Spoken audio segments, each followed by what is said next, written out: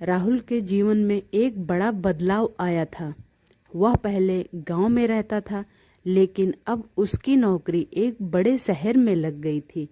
उसके माता पिता ने उसकी शादी एक समझदार लड़की से करा दी थी, जो खुद भी नौकरी करती थी और राहुल का भी ध्यान रखती थी।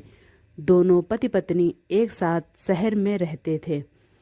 कुछ सालों बाद राहुल के पिता का निधन हो गया। अब उसकी माँ अकेली हो गई। फिर कुछ समय बाद राहुल ने अपनी माँ को अपने पास बुला लिया। शहर में आकर राहुल की माँ को अच्छा नहीं लग रहा था, लेकिन एक माँ की प्राथमिकता अपने बेटे की खुशी में होती है। दिन रात वह राहुल और उनकी पत्नी को समझने की कोशिश करती रहती थी।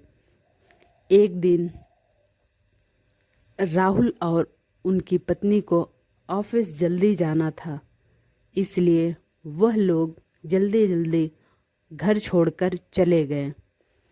कुछ समय बाद माँ ने देखा कि उनके बेटे का टिफ़िन घर पर ही भूल गया है। माँ ने बिना देरी किए फटाफट ऑफिस पहुंचकर उसके ऑफिस के बाहर कुर्सी पर बैठ गई, क्योंकि ऑफिस के अंदर जाने की अनुमति नहीं थी।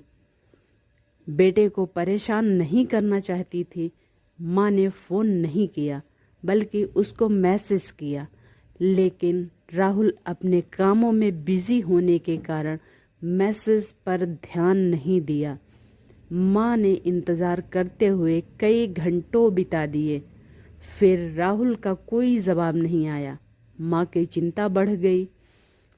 फिर राहुल ने डांटते हुए माँ को कहा कि यह शहर है, तुम्हारा गांव नहीं। उसकी माँ को मनमानी नहीं करनी चाहिए।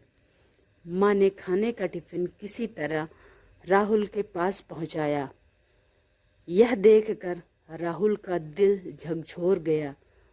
राहुल को यह एहसास हुआ कि उसने बिना सोचे समझे माँ को डांटा है, जबकि माँ बिना किसी शिकायत के उसके लिए आई थी। वह अपने किए आचरण पर पछतावा करते हुए अपनी माँ के लिए बेहतर तरीके से देखभाल और उनका ख्याल रखने लगा। उसके बाद उसके माँ को शहर भी अच्छा लगने लगा।